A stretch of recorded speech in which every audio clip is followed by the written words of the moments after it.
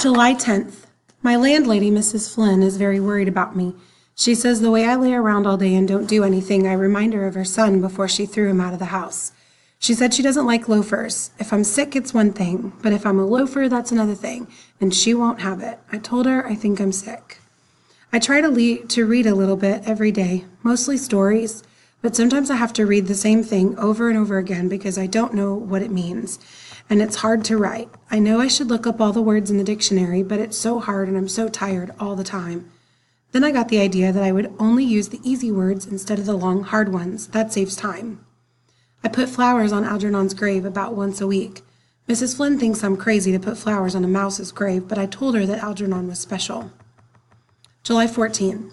It's Sunday again. I don't have anything to do to keep me busy now because my television set is broke and I don't have any money to get it fixed. I think I lost this month's check from the lab. I don't remember. I get awful headaches and aspirin doesn't help me much. Mrs. Flynn knows I'm really sick and she feels very sorry for me. She's a wonderful woman whenever someone is sick. July 22nd. Mrs. Flynn called a strange doctor to see me. She was afraid I was going to die. I told the doctor I wasn't too sick and that I only forget sometimes. He asked me, did I have any friends or relatives, and I said no, I don't have any. I told him I had a friend called Algernon once, but he was a mouse, and we used to run races together. He looked at me kind of funny, like he thought I was crazy.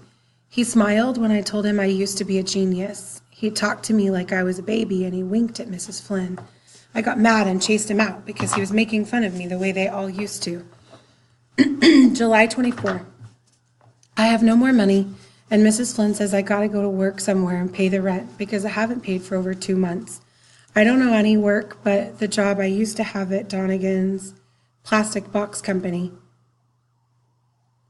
I don't want to go back there because they all knew me when I was smart, and maybe they'll laugh at me, but I don't know what else to do to get money.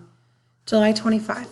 I was looking at some of my old progress reports, and it's very funny, but I can't read what I wrote. I can make out some of the words, but they don't make sense. Miss Kinnean came to the door, but I said, go away, I don't want to see you. She cried, and I cried too, but I wouldn't let her in because I didn't want her to laugh at me.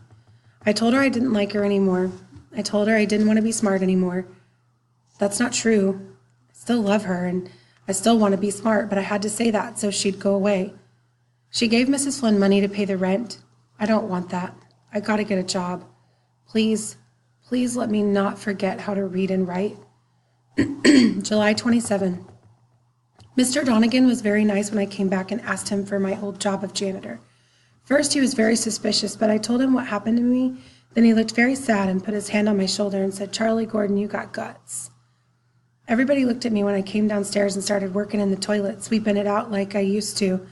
I told myself, Charlie, if they make fun of you, don't get sore because you remember they're not so smart as you once thought they were. And besides, they were once your friends, and if they laughed at you, that doesn't mean anything because they liked you too. One of the new men who came to work there after I went away made a nasty crack. He said, hey, Charlie, I hear you're a very smart fella, a real quiz kid. Say something intelligent. I felt bad, but Joe Carp came over and grabbed him by the shirt and said, leave him alone, you lousy cracker, or I'll break your neck. I didn't expect Joe to take my part, so I guess he's really my friend. Later, Frank Riley came over and said, Charlie, if anybody bothers you or tries to take advantage, you call me or Joe and we'll set him straight.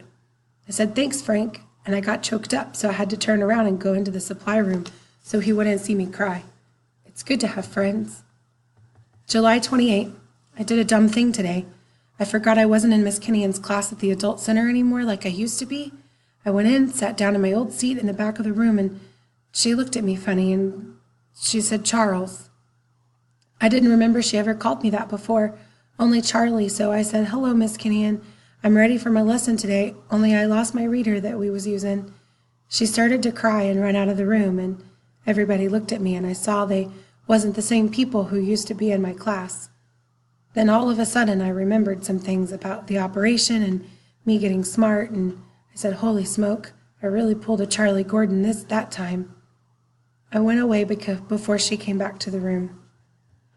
That's why I'm going away from New York. I don't want to do nothing like that again.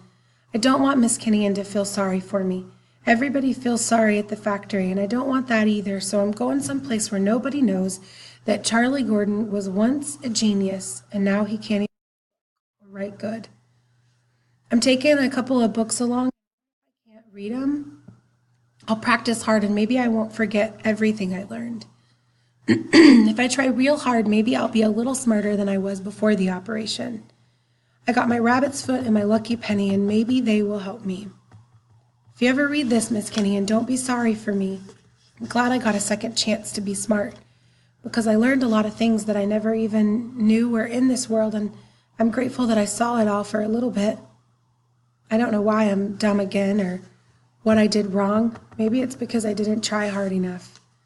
But if I try and practice very hard, maybe I'll get a little smarter and know what all the words are. I remember a little bit how nice I had a feeling with the blue book that has the torn cover when I read it. That's why I'm going to keep trying to get smart, so I can have that feeling again. It's a good feeling to know things and be smart. I wish I had it right now. If I did, I would sit down and read all the time. Anyway, I bet I'm the first dumb person in the world who ever found out something important for science. I remember I did something, but I don't remember what. So I guess it's like I did it for all the dumb people like me.